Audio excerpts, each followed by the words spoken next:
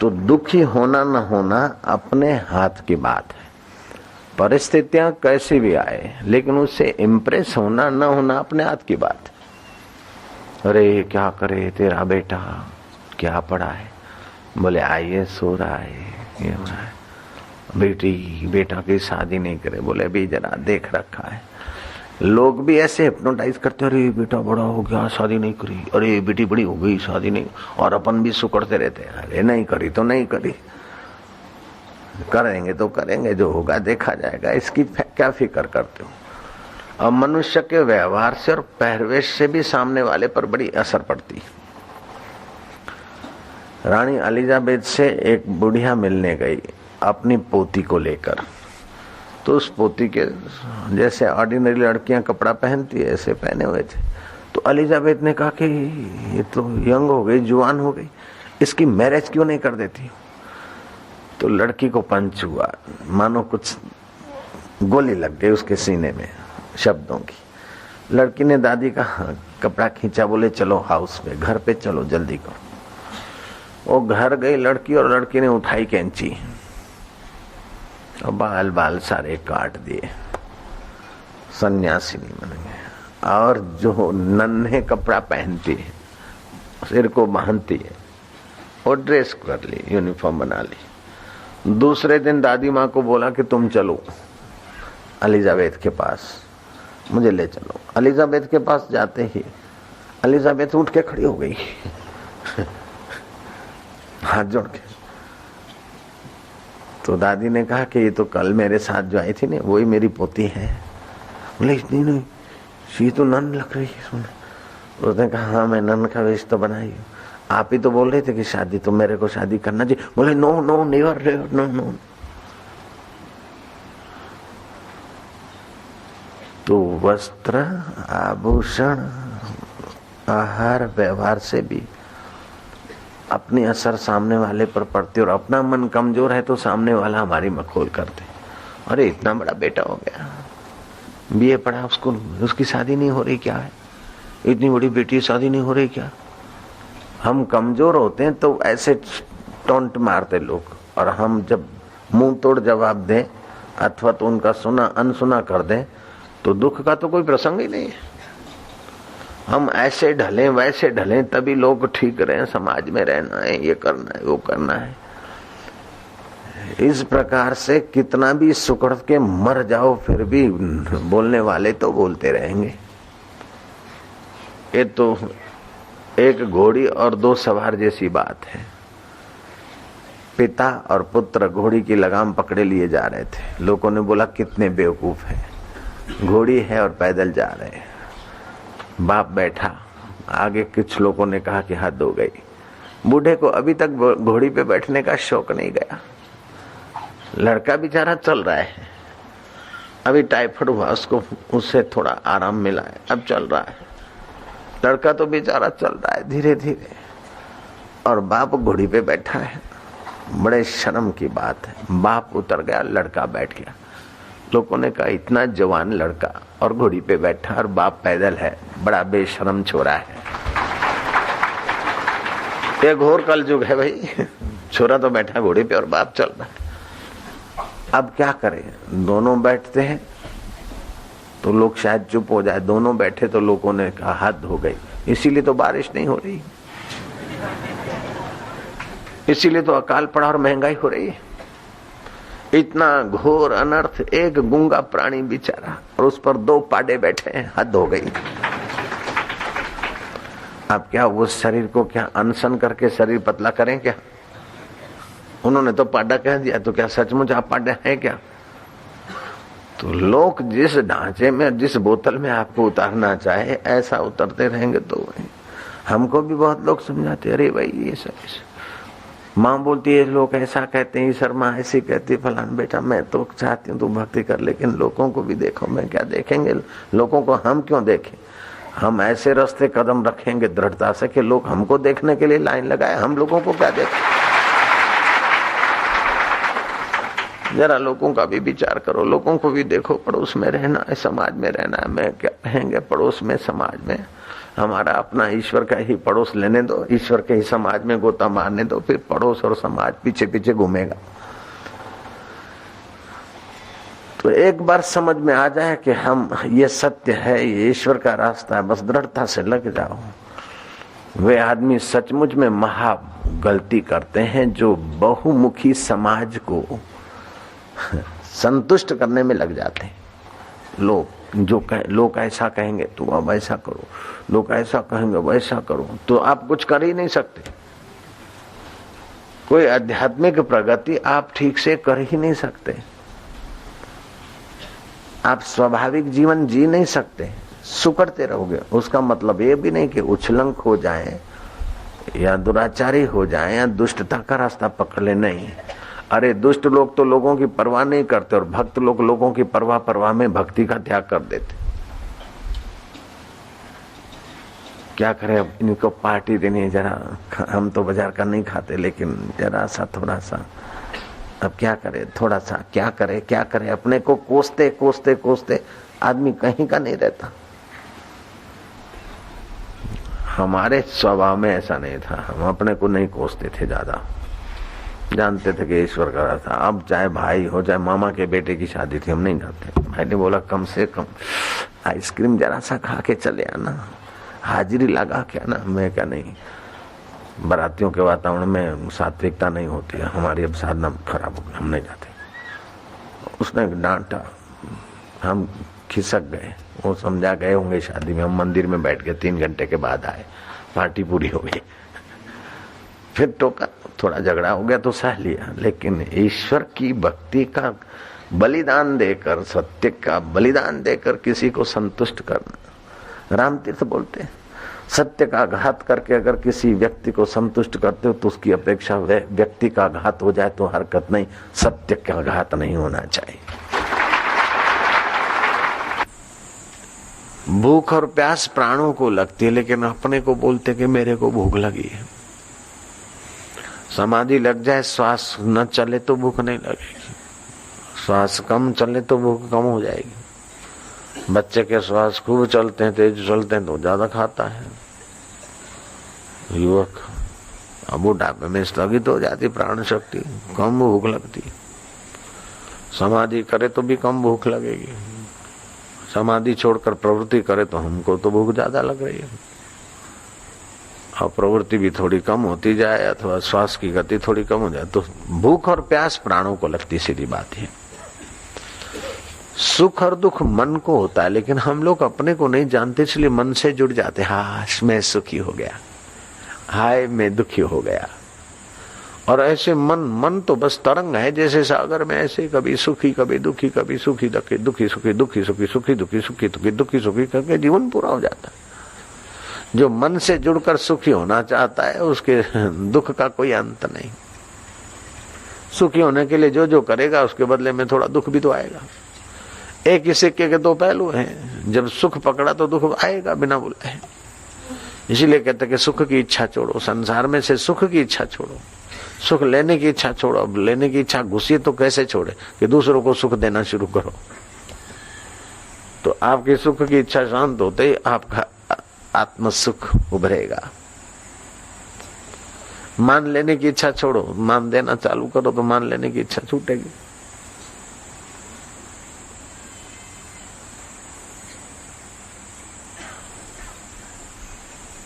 तो सुख दुख मन में होता है, राग और द्वेष बुद्धि में होता है।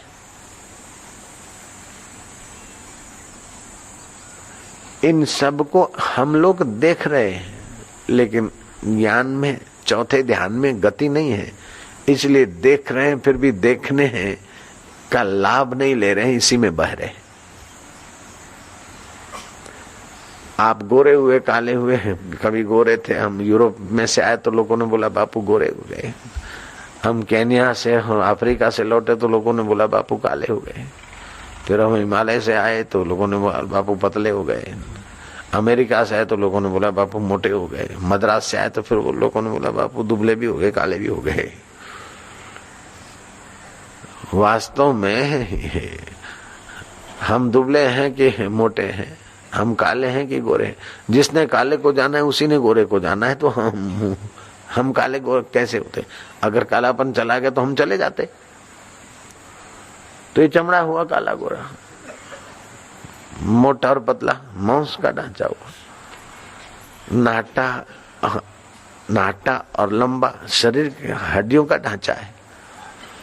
सुख आया उसको भी हम देखते हैं, दुख आया उसको भी हम देखते हैं, लेकिन क्या करते कि हम सुख के भोक्ता हो जाते हैं अंदर से खोखले बनने के लिए, दुख के भोक्ता हो जाते हैं अंदर से डरपोक हो जाते हैं, अंतःकरण मलिन हो जाता है। सुख आया तो देखो कि सुख आया, मन में सुख हुआ, मन में सुख हुआ उसको भी मैं देख रहा हूँ।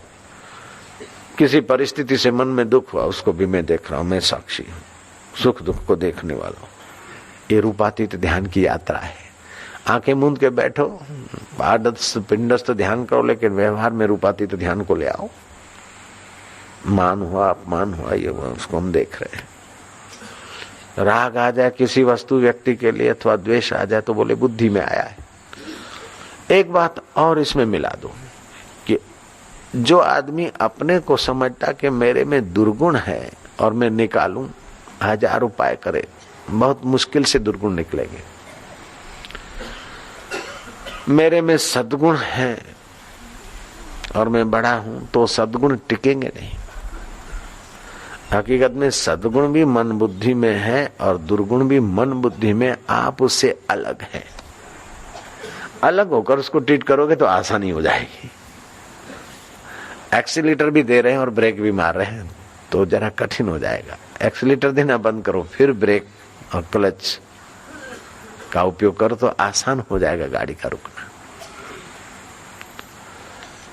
क्या करें, मेरे में ये दुर्गुण है, मेरे में ये दुर्गुण है, ये मत सोचो। मन में है उसका निकाल दूंगा, बुद्धि में है निकाल दूंगा, शरीर में है निकाल दूंगा। मुझ में तो कोई गुण दुर्गुण नहीं, मैं तो बस चैतन्य, अखंड आनंद शांत आत्मा।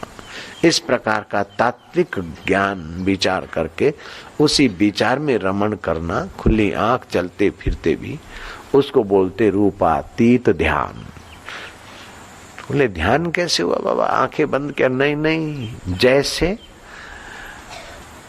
पनिहारी है, पानी का मटका सिर पर रखा, मटके पे मटका, उस पे मटकी, 3-3 4-4 बर्तन, और अपनी सखी के साथ बात भी करती चली आ रही।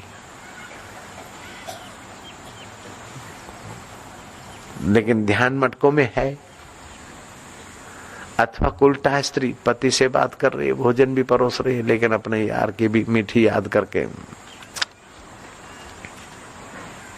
अब ये जाए ऑफिस, फिर देखती हूँ, फोन करूंगी, बात करूंगी, बलमा। तो सब कुछ करते हुए भी चिंतन उसका रहता है, ध्यान हो जाता है। अथवा तो प्रेग्नेंट देवी, प्रेग्नेंट महिला काम काज करते हुए भी अपने गर्भ का, अपने बच्चे का, शिशु का उसको ध्यान होता है। उठने बैठने में भी वो संभलती, खाते पीते उठते बैठते कुछ बोलती नहीं, फिर भी चित्त उधर होता है उसका। जब 8वां 9वां महीना हो जाए तो वो माताएं जानती है कि कैसे उठना बैठना क्या करना। वो ठीक से उनको ध्यान करना नहीं पड़ता है, ध्यान रखना नहीं पड़ता है, ध्यान होने लगता है। ऐसे साधक भी संभल संभल कर कदम रखे। होनहार मां संभल संभल के कदम रखती तो उसके शरीर से हार्ड मांस का एक बालक बालिकी पैदा हो। लेकिन तुमको तो उससे भी ज्यादा संभल के कदम रखना चाहिए, विचारना चाहिए। वो अगर फुअड़ हो, लापरवाह हो, तो हो सकता है कि गर्भ का विनाश हो जाए, गर्भपात हो जाए। तो वो संभल संभल कर कदम रखती, क्योंकि शिशु को जन्म देना है। उससे भी ज्यादा तुम्हें उन तात्विक विचारों में संभल कर डटे रहना है, क्योंकि तुम्हें परब्रह्म परमात्मा को प्रकट करना है। जो सुनते हैं फिर हा हू करके हवाई बातें कर लेते हैं, या साधन भजन करते, शिविर में आकर जो कुछ मिला फिर अच्छा लगा, बढ़िया, फिर वो बैटरी डिस्चार्ज करने होती है तो करने में लग जाते हैं। तो उनको इसकी महत्ता का पता नहीं है। इसलिए अगर इसकी महत्ता का पता हो, एकाग्रता और अनासक्ति, तो सारे प्रयोग और सारे सत्संग और ध्यान उसी को दृष्टि में रखकर स्वाभाविक होता है, दृष्टि में रखने की आदत पड़ जाती है। ये सारे शिविर और साधना और नामदान और ये सब किया जाता है, ये दो विषयों पर ही जोर दिया जाता है, अनासक्ति और एकाग्रता। मास्टर कितना भी जोर दे, लेकिन विद्यार्थी का सहयोग चाहिए और विद्यार्थी को उस विषय में महत्व बुद्धि चाहिए, तभी विद्यार्थी उत्तीर्ण हो पाएगा। तो आपकी महत्व बुद्धि कर दो अनासक्ति और एकाग्रता, बाकी का तो है ही है जो हो रहा है, इस पर महत्व बुद्धि करो, हाईलाइट करो, फिर देखो मजा। दिन में 10 बार विचार करो कि हमारे दो मुख्य विषय हैं, अनासक्ति और एकाग्रता। थोड़ा ध्यान कर लो उसी समय। कोई आसक्ति है तो विवेक की कैंची मारो कि आखिर कब तक, ये हो गया देखा जाएगा। सारी चिंताएं, सारी मुसीबतें, सारा तू मैं, लोग क्या बोलेंगे, ये क्या बोलेंगे, सारा दबाव चल जाएगा। अपनी रोटी खाते, अपने श्वास खर्चते और फिर दूसरों की कल्पनाओं में अपने को बहाना, अपने को दबोच देना। हाँ, शास्त्रीय है, ईश्वर के तरफ की है, समाज के हित की, उन्नति की है। आजकल तो सब लोग भाई ये तेरा कर्तव्य है, ये तेरा कर्तव्य है, ये तेरा धर्म है, अपना कर्तव्य निभाओ। लेकिन कौन बता रहे कर्तव्य निभाने की बात? पति पत्नी को उपदेश दे रहा है कि तेरा कर्तव्य है पति की सेवा करना ये तेरा धर्म है। और पत्नी पति को उपदेश दे रही कि मेरा लालन पालन और मेरे गहने गांठे और मेरी सुख सुविधा का ख्याल रखना तुम्हारा कर्तव्य है, तुम्हारा धर्म है। बाप बेटे को कहता है कि पिता की सेवा करना तेरा धर्म है, और पुत्र पिता को कहता है कि मेरे नाम वसीयत कर लेना ये आपका धर्म है आपका कर्तव्य है। नेता अपने दोस्तों को कहता है कि यार मेरे नाम का प्रचार करना तुम्हारा कर्तव्य है, और सेठों को बोलता है कि मुझे फंड देना तुम्हारा कर्तव्य, नहीं तो जीतूंगा तो फिर मुसीबत कर दूंगा, नहीं तो कर्तव्य निभाओ। जयराम जी की दोस्त को कहता है कि यार मेरे लिए तुम थोड़ा समय कुर्बान करो, थोड़ी चीज, मेरी शादी ये करो, मेरे तंगिए तुम ये दो। यार क्या दोस्ती नहीं निभा रहे? खाना तो मिलकर खाएं, लेकिन जेब तुम्हारी गर्म है, तुम दे दो यार, इसमें क्या फर्क पड़ता है? बिल देना तुम्हारा कर्तव्य है, क्योंकि हमने तुमको फलानी बार खिलाया, तो अब तुम भी खिलाओ, तुम भी खर्च करो। दोस्त को बोलेगा तुम्हारा मेरे लिए ये करना तुम्हारा कर्तव्य है। मजहबवादी बोलेंगे कि कमाई का 5वां हिस्सा अपने मजहब में लगा देना चाहिए, खतरे में है इस्लाम, ये है वो है, हथियार खरीदना है, फलाना करना है, या धर्म खतरे में, ये करना। मजहबवादी बोलेंगे कि मजहब के लिए इतना % लगाना तुम्हारा कर्तव्य है। पंथवादी बोलेंगे इतना कुछ करना इस पंथ के लिए तुम्हारा कर्तव्य है। लेकिन कृष्ण कहते हैं कि हे जीवात्मा, अपने परमात्मा स्वभाव को जानकर यहीं मुक्ति का अनुभव करना ही तुम्हारा मुख्य कर्तव्य है। अब तुमने दुनिया के सामाजिक कर्तव्य, मित्राचारी के कर्तव्य जो भी निभाए और निभाओगे, उसे हम कहते हैं कि ठीक है निभाओ शास्त्रीय अनुरूप। लेकिन मुख्य कर्तव्य तो अपने आत्मा को जानने का है, अपनी मुक्तता को जानने के लिए ही मनुष्य जन्म और मानुष्य बुद्धि मिली है। मुख्य कर्तव्य तो 2 कर्तव्य होते हैं, एक ऐहिक कर्तव्य जिसको सामाजिक कर्तव्य बोलते हैं, और दूसरा वास्तविक कर्तव्य है। ऐहिक कर्तव्य कितना भी निभाते रहो अच्छा है, ठीक से निभाया तो संसार से खटास आएगी, उपरामता होगी, वैराग आएगा।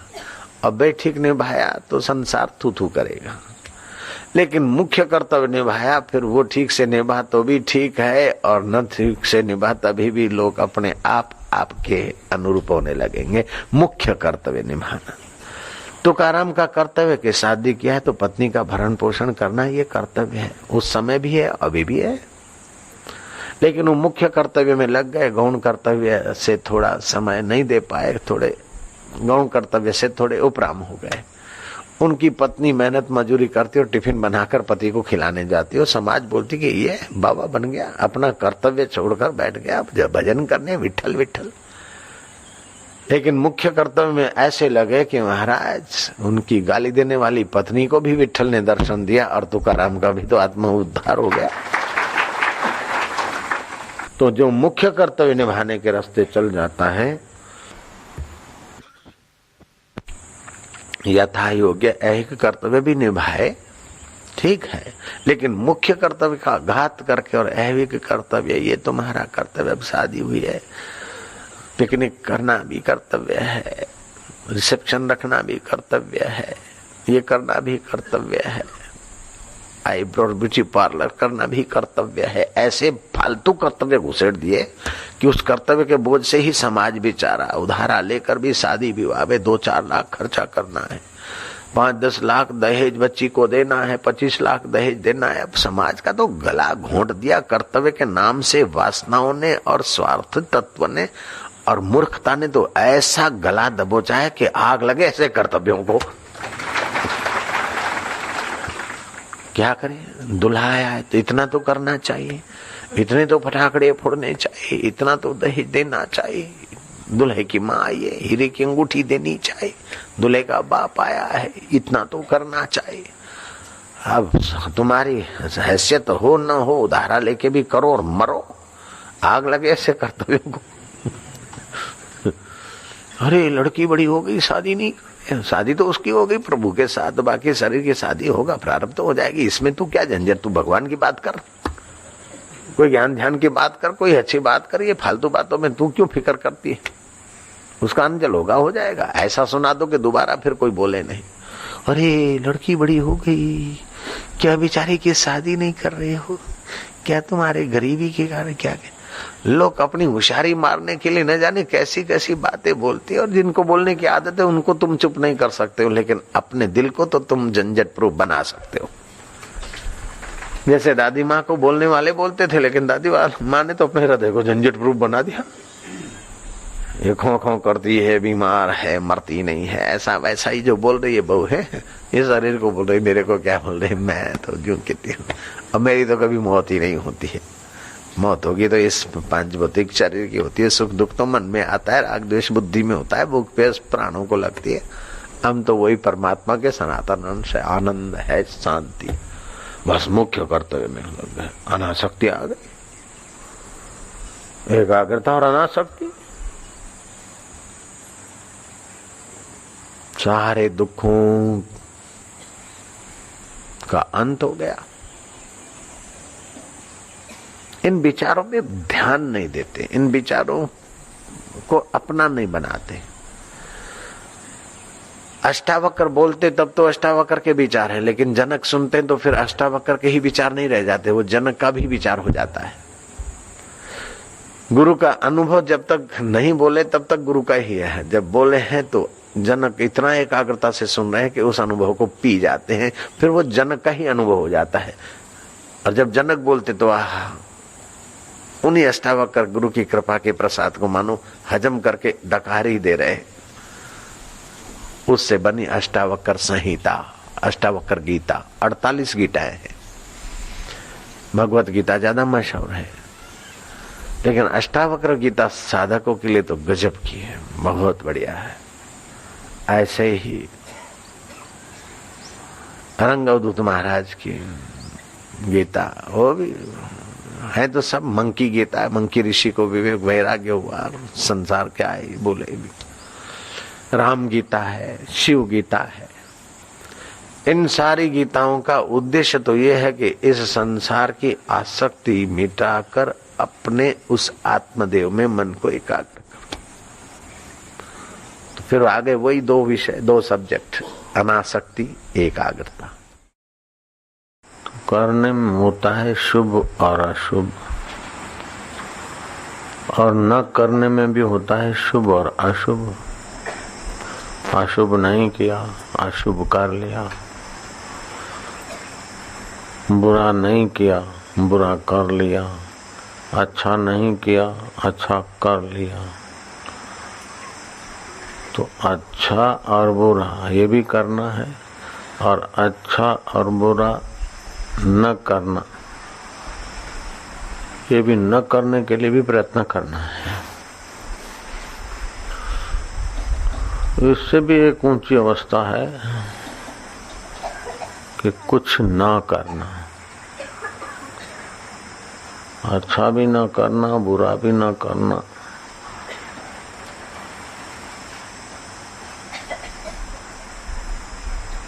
न करना उसमें अगर 5-15 सेकंड भी रह जाए मन तो बड़ा सामर्थ्य आता। आधा मिनट अगर टिक जाए तो बड़ी शक्ति मिलती है। न करने को करना, पहले राग था अब त्याग है, पहले बुरा था अब भला है।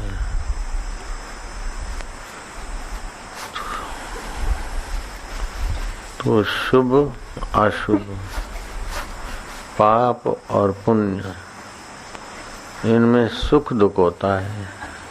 शुभ का फल सुख होता है, अशुभ का फल दुख होता है। जो दुख देने वाला है उसको कह दिया पाप, और जो सुख देने वाला है उसको कहा पुण्य। तो पाप का फल भी दुख मिलकर पाप खत्म हो जाता है, और पुण्य का फल सुख मिलकर पुण्य खत्म हो गया था। लेकिन पुण्य को भोगने के लिए भी समय खत्म हो जाता है, और पाप को भोगते हुए भी समय खत्म हो जाता है।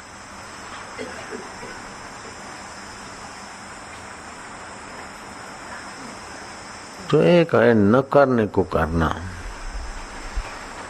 न करने को करना मतलब कुछ न करना, अच्छा भी न करना, बुरा भी न करना, नींद भी न करना, आलस्य भी न करना, चिंता भी न करना, भय भी न करना, शोक भी न करना, मोह भी न करना, निर्मोह भी रहने का प्रयत्न न करना, कुछ न करना। कुछ न करने में अगर आधा मिनट भी रहे तो बहुत शक्ति आती। बात बहुत सूक्ष्म है।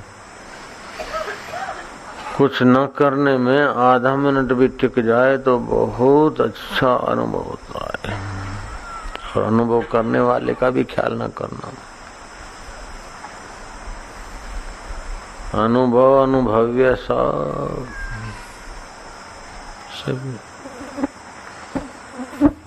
उसको बोलते हैं उत्तमा सहज अवस्था। कबीर ने कहा साधु भाई सहज समाधि भली, कुछ करते नहीं, न अच्छा करते न बुरा करते, न पुण्य करते न पाप करते, न सुखी होते न दुखी होते, न मूर्छित होते न निंद्रित होते। या तो आदमी सुखी होता है, या तो दुखी होता है, या तो मूर्छित होता है, या तो निंद्रित होता है। इन सब से एक ऊंची अवस्था है। मूर्छित भी नहीं है, निंद्रित भी नहीं है,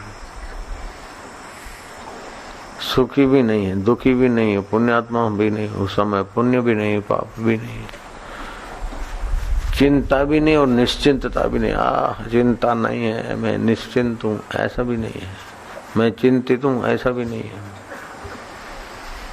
न करने को करना।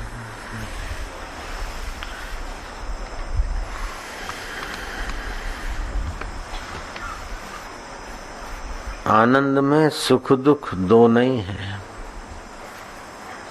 आनंद तो आनंद है, सुख और दुख दो नहीं है। कहीं सुख होता है, कहीं दुख होता है, लेकिन आनंद में न सुख है न दुख है। ऐसे न करने में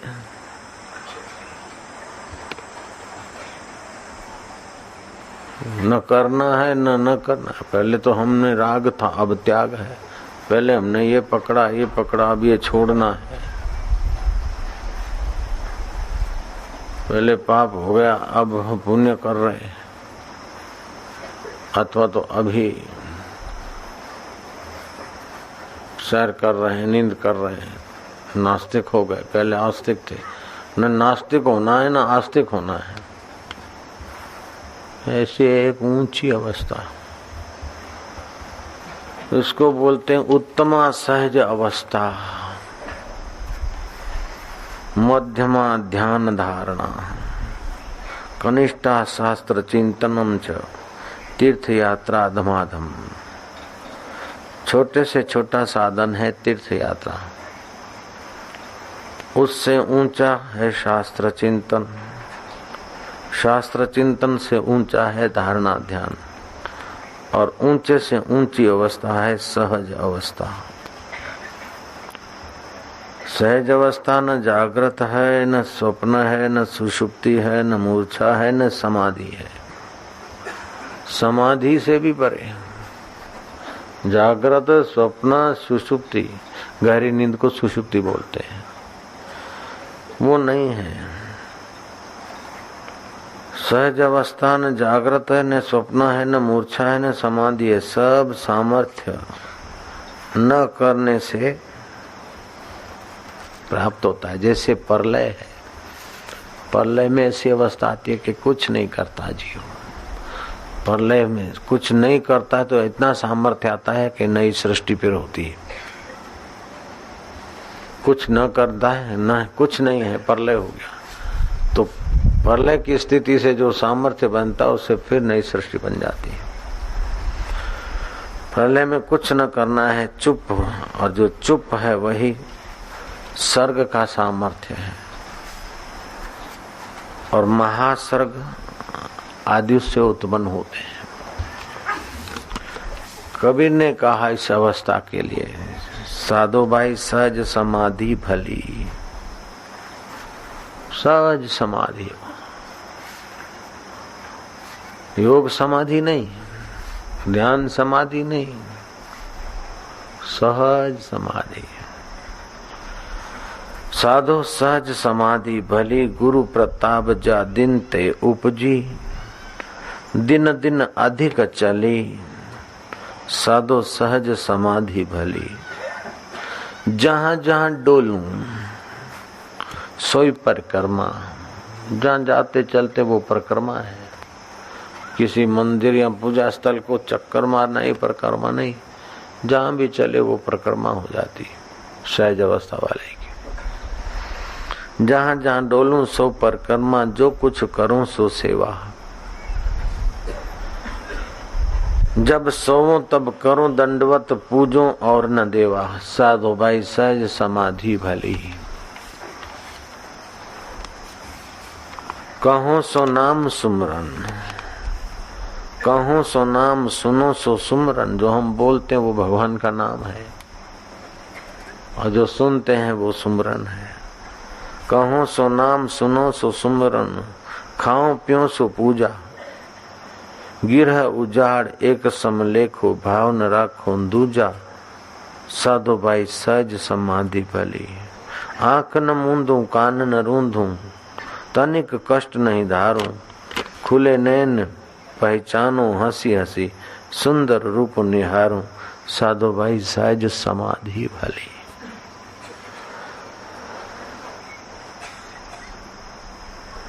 शब्द निरंतर से मन लागा, मलिन वासना त्यागी। उठत बैठत कबहु न छूटे, ऐसी तारी लागी। कह कबीर ये उन मनी रहनी, सो प्रगट कर गाई। दुख सुख से कोई परे परम पद, तेहि पद रहा समाई। साधो भाई सहज समाधि भली। यहाँ स्थूल शरीर, सूक्ष्म शरीर और कारण शरीर से भी परे की अवस्था की बात है। सब लोग भले समझ नहीं पाए, लेकिन जो समझ पाते हैं उन्हें तो बहुत लाभ होता है। जो कभी न कभी समझेंगे वो भी अभी सुन तो ले। ये सहज अवस्था, इसको बोलते हैं मूक सत्संग। बिन बोले सत्संग, बिन किए सत्कर्म। बिना किए सत्कर्म हो गए, बिना बोले सत्संग। इसको बोलते अचिंत्य ध्यान। और ध्यान में तो चिंतन करना पड़ता है ना, भगवान का। ओम नमो भगवते वासुदेवाय, हरि शांति आनंद। कि इसमें तो मूक सत्संग, अचिंत्य ध्यान, इसका वर्णन शास्त्रों में भी कभी कभी कहीं कहीं महापुरुष और शास्त्र ने कहीं कहीं कहा। ये ऐसी अवस्था है, कुछ न करना। बोले बाबा जी कुछ न करना तो फिर सो जाए, तो सो जाना भी नहीं है, तो बैठे रहे, बैठना भी नहीं है,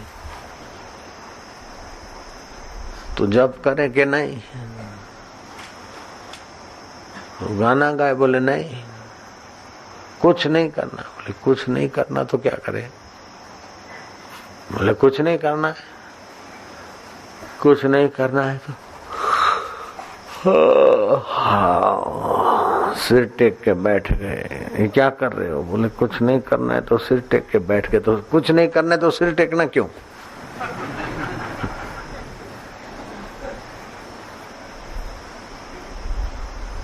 तो कुछ भी नहीं करे। बोले नहीं। अच्छा कुछ नहीं करे तो बाबा ठीक है,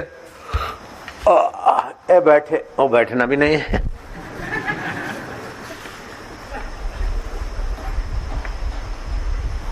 कुछ न करने की स्थिति 2 मिनट, आधा मिनट भी आए तो बड़ा सामर्थ्य आता है।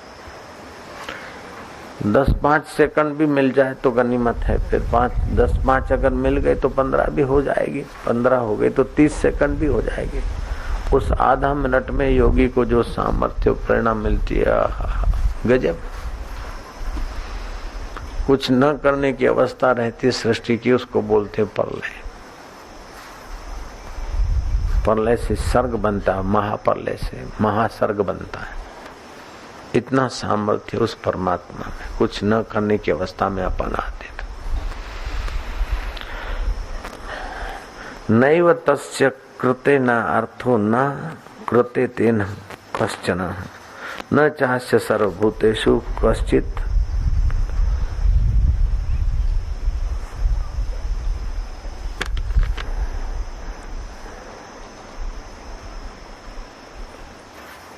उस कर्म योगी से सिद्ध हुए महापुरुष का, उस योग से सिद्ध हुए महापुरुष का इस संसार में न तो कर्म करने से कोई प्रयोजन रहता है और न करने से ही कोई प्रयोजन रहता है। वो करना है या नहीं करना, ऐसा दोनों नहीं। न जीने की इच्छा रहती है, न मरने का भय रहता है, न सुख की लालच है, न दुख का भय है, न वाहवाही की इच्छा है, न निंदा का भय है। वो ऐसी ऊंचाई को पा लेता है।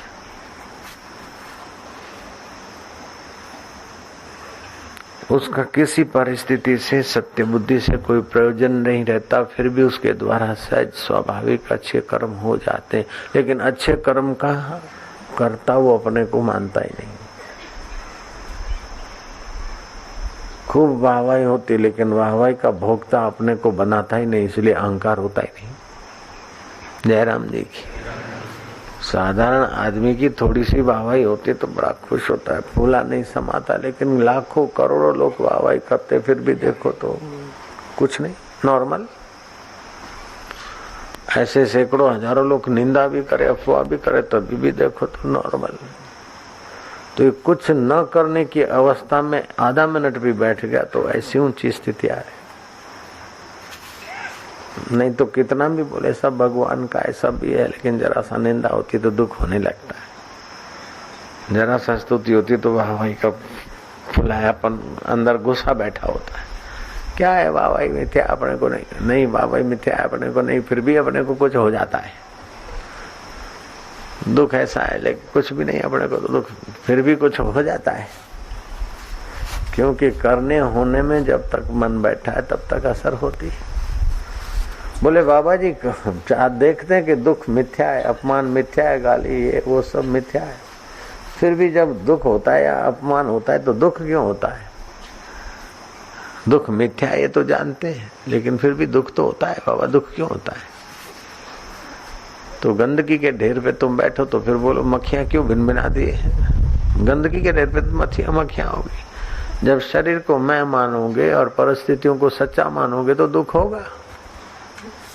दुख मिथ्या है, बीत जाएगा, ये तो बाहर से है और गहराई से शरीर में हूँ और संसार सच्चा ये है, तो फिर वो दुख होगा। जब दुख होगा तो भी चित्त में शोक होगा, सुख होगा तो भी चित्त में शोक होगा। जब न करना होगा तो चित्त में शांति होगी, शांति होगी तो सामर्थ्य आएगा।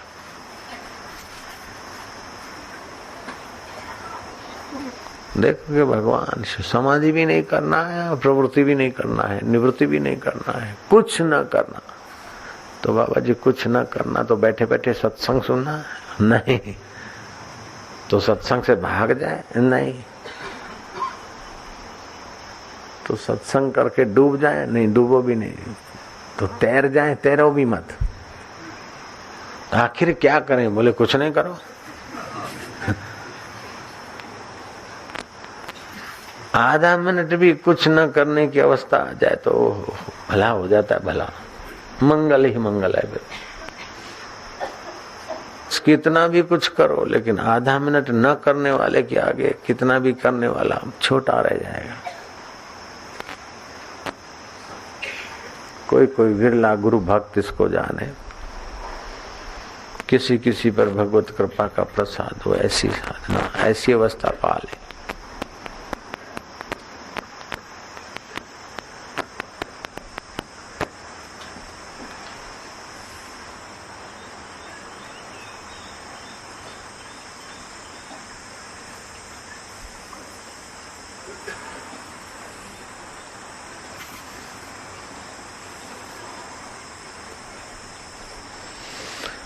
पूरा प्रभु आराध्या पूरा जाकाना, नानक पूरा पाइए पूरे के गुणगान। उस पूरा जो परब्रह्म परमात्मा है उसकी आराधना किया, पूरे को पाओ।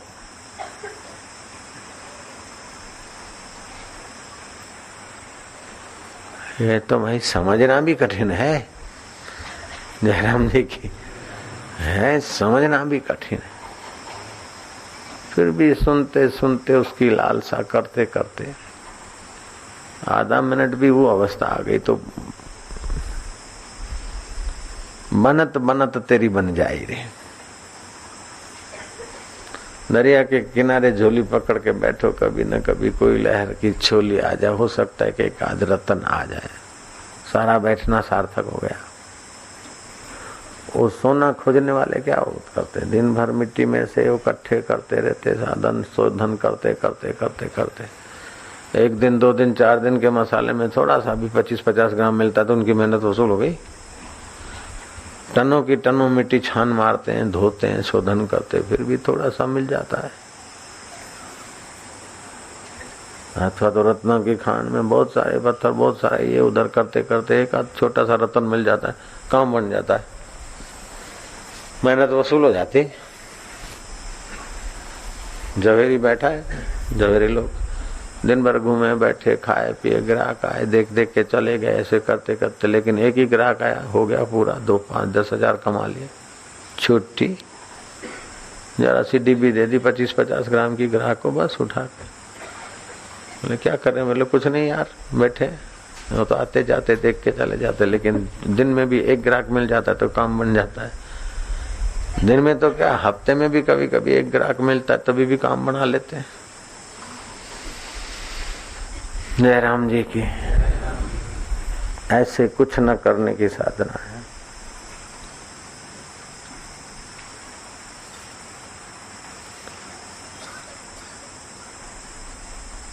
एक आदमी के पास मेहमान गया, मेहमान ने बातचीत करते करते, भोजू ने बातचीत की, मेहमान वो गपशप लगाते रहे। आखिर मेहमान ने देखा कि भाई कभी का आया हूं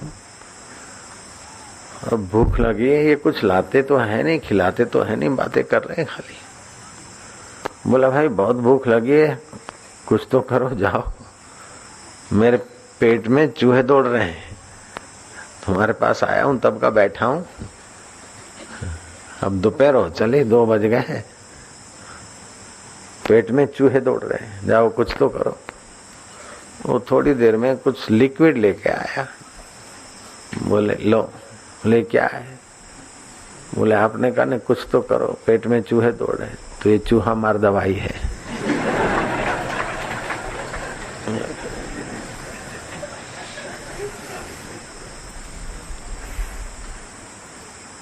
ઉંદર માર દવાઈ છે, તમે કહો છો ને પેટમાં ઉંદરડા દौड़े છે तो लो चूहा मार दवाई भी। उसने कहा तो था भाई कुछ करो, पेट में चूहे दौड़ रहे हैं, लेकिन चूहा मार दवाई मंगाने के लिए नहीं कहा था। अगर पेट में चूहे दौड़ रहे हैं ये कहा है तो चूहा मार दवाई लिक्विड नहीं होती, वो तो भोजन को ही समझो वो दवाई। ऐसे कुछ न करो शब्द है, लेकिन कुछ न करो तो ध्यान की ऐसी ऊंचाई है कि उसके लिए दूसरा कोई शब्द ही नहीं है। जैसे भूख ऐसी है कि उसको भूख नहीं कहते, कहते यार चूहे दौड़ रहे, चूहे दौड़ रहे हैं, तभी भी बताया जाता कि भूख है ऐसी, बहुत भूख लगी है, ज्यादा भूख लगी है, उसका पर्याय है भाई पेट में चूहे दौड़ रहे हैं जल्दी करो, तो चूहा मार दवाई ले आया, बोले लो। नारायण हरि। कुछ न करना है और बहुत ऊंची अवस्था है तो बैठ गए आलसी हो गए, तो ये ऐसे ही हुआ चूहा मार दवाई जैसा काम। आलस्य नहीं करना है, निद्रा नहीं की, तंद्रा नहीं, जप नहीं, ध्यान नहीं, समाधि नहीं, कुछ भी नहीं। फिर माला घुमा, अरे नहीं तो चुप बैठे रहा, बैठना भी नहीं तो लेट जाओ, बोले लेटना भी नहीं, सो जाए, बोले नहीं तो बोले तो सोचो कुछ ना करना है तो आखिर कैसी स्थिति आएगी, जरा सोचो तो भय लगता है। कुछ न करने की अवस्था कैसे आएगी, सोचो कि ये न करूं, ये न करूं, ये न करूं, तो आखिर क्या, आखिर क्या, आखिर क्या का भी चिंतन न करो। लेकिन कुछ न करना है तो ध्यान भजन करते करते भी ध्यान भजन भी छोड़ दे, विश्राम भी करे, नहीं कुछ न करे, ऐसा अभ्यास करते करते करते 10-5 सेकंड कुछ होगा, वो भी बहुत अच्छा है। फिर 10-5 का 15, 20, 25 सेकंड नींद में से उठे, सोते तो हो ना, रोज रोज नींद तो करना होगा, नींद में से जगते भी होंगे, तो जगते हैं तो उस समय बैठे, ध्यान बयान कुछ नहीं करे, चिंतन सुमरण कुछ नहीं करे, क्योंकि कुछ न करने से ही तुम्हारा मन स्फुरित हुआ है। रात को कुछ नहीं कर रहे थे, लेकिन तमोगुण था, निद्रा थी, तमोगुण में दबा हुआ, निद्रा में चित्त दबा हुआ था, कुछ नहीं किया लेकिन दबा हुआ था, तभी भी शरीर की थकान मिठी और सुबह करने का सामर्थ्य आया। रात को निद्रा में तमस में दबा हुआ मन कुछ नहीं करने के नजीक गया, कुछ नहीं करने तक पहुंचा नहीं, नजीक, बीच में अविद्या का पर्दा था, तो सुबह फ्रेश हो गया, बहुत बढ़िया नींद आई। क्या स्वप्न आए तो बोले नहीं कुछ नहीं। क्या कुछ देखा, बोले कुछ नहीं था। गहरी नींद में बड़ा अच्छा लगा, तो चाय पी लो, अरे छोड़ झंझट, तुम्हारा प्यारा शरबत प्यारी वस्तु है, उस समय अच्छी नहीं लगती। कुछ न करने की अवस्था नहीं, कुछ न करने के करीब भी होते और कोई आके बुलाए लो लो, अरे यार डिस्टर्ब कर दिया। वो कुछ न करने की नजीकता भी कितनी प्यारी है। अमृत के सरोवर की आचमन लेने की बात तो छोड़ो, अमृत के सरोवर की नजीक की जो हवाएं हैं वो भी बड़ी ठंडक देती। फलाना भाई, फलाना ये कहां से आ गया, अरे भाई बैठ, फिर ये करके फिर उठे, बातचीत के मूड बनाया, हाँ ठीक है आ गया। मैं जरा नींद करके उठा था जरा,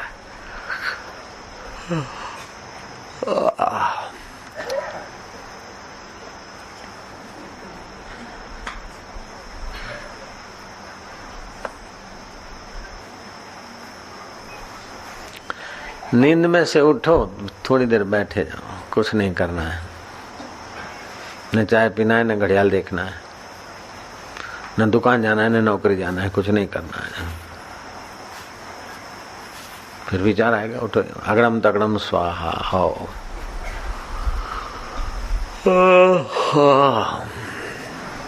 बगासा भी नहीं खाना है।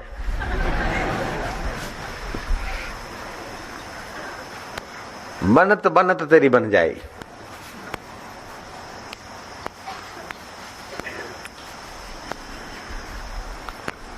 बोले महाराज मेरे को तो झूठ बोलने की आदत है, अब क्या करूं? कुछ ना करा।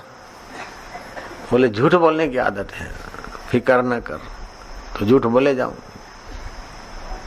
झूठ मत बोल। महाराज बोले बिना छूटता नहीं। बोले अच्छा खूब बोलो झूठ, खूब झूठ बोलो। तो बोले महाराज झूठ बोलो? बोले हाँ बोलो, खूब बोलो, लेकिन ऐसा झूठ बोलो कि कुछ न करने की अवस्था पे आ जाओ। झूठ बोलो लेकिन भावना करो कि राम दरबार लगी है, राम जी हैं, लक्ष्मण जी है, सीता माता है, राम दरबार भरा है और आप वहाँ जोकर का पार्ट अदा कर रहे हैं। और जोकर तो झूठ बोलता है, ये जोक्स सुना रहे हैं। तो झूठ बोल बोल के भगवान को जोक्स सुना रहे हैं और भगवान खूब हंस रहे हैं। पूरी सभा आपके ही गप्पों से जरा आनंदित हो रही है। तो झूठ बोलने की आदत है तो कल्पना करके भगवान को झूठे झूठे गप्पे जोक्स हम भी सुनाते हैं कभी आप लोगों को। मैंने भारत सरकार को धोखा दिया, चंडीगढ़ की टिकट ली, अभी तक मैं बैठा नहीं। मैंने मच्छरों को धोखा दिया, मच्छरदानी बांधी और रात भर में मच्छरदानी में सोया नहीं, बाहर ही सोया रहा। मच्छरों को धोखा दिया। तो ये गप्पे हैं, झूठ है। तो ऐसे जब झूठ बोलने की आदत ही है तो तुम ये भावना करो कि भगवान सरकार बैठे हैं और झूठे झूठे गप्पे लगाकर भगवान को विनोद कर रहे भगवान का। तो झूठ बोलते बोलते भगवान विनोद करते करते लेकिन भगवान के आगे विनोद करते हैं तो धीरे धीरे झूठ और विनोद चला जाएगा, भगवान ही भाव में रह जाएंगे और भगवान भाव में रहेंगे तो कुछ न करने की क्षण आ जाएगी, काम बन जाएगा। बोले महाराज मैं तो बहुत दुखी हूँ, मेरा पति मर गया है और मेरा पति इतना प्यारा था बाबा, क्या बताऊं। उनकी याद आती है, वो मुझे दिखते। डर मत, याद आती है तो छोड़ मत, बस पति दिखते हैं, दिखने दे बाबा। वो खड़े तो भगा मत, खड़े रहने दे।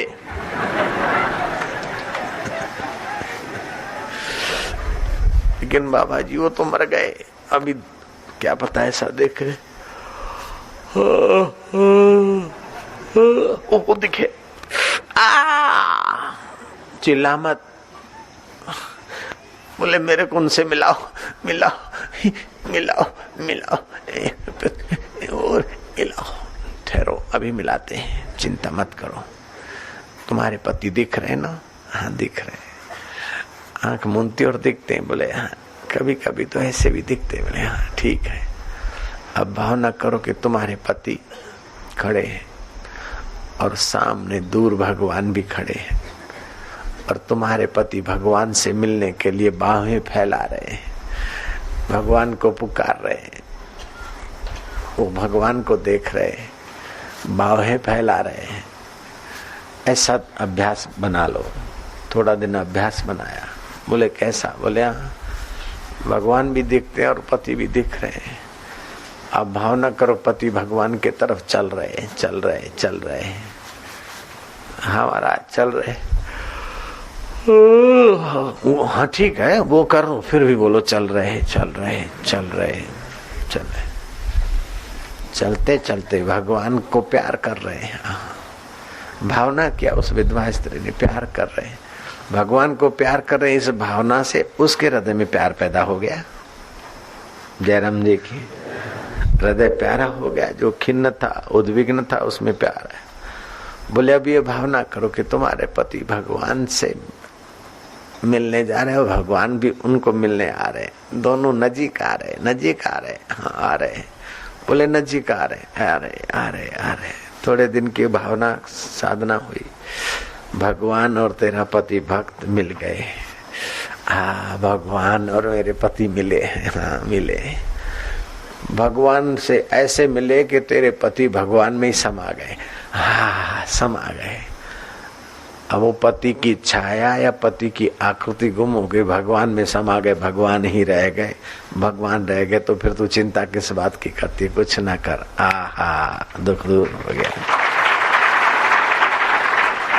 युक्ति मिल जाए, युक्ति से मुक्ति होती है, मेहनत मजूरी से मुक्ति कोई होती है।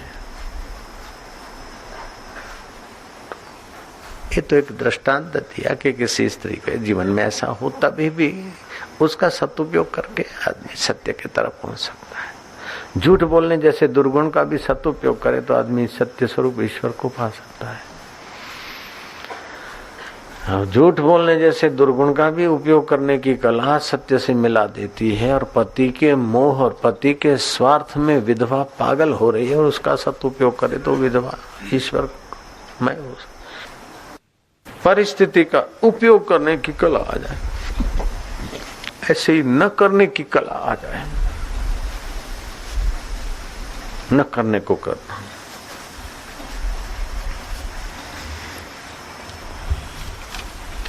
तो कबीर जी बोलते साधु भाई सहज समाधि भली,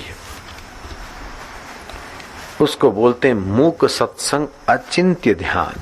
कोई चिंतन नहीं, कोई जप नहीं, कोई सुमरन नहीं, अचिंत्य ध्यान। नींद में से उठकर थोड़े बैठे रहे, कभी तो आलस्य का, कभी जवाइयों का साम्राज्य आएगा, डरना नहीं। बैठे, नींद खुल गई, आंख खुल गई, फिर बंद कर दी, लेटे। हाँ तो ओम शांति। अचिंत्य, भगवान अचिंत्य चिंतनीय है। आ करके फिर भूल जाए। ये अभ्यास करते करते कभी 2, 4, 5 दिन में तो 1 सेकंड के लिए तो हो ही जाएगा।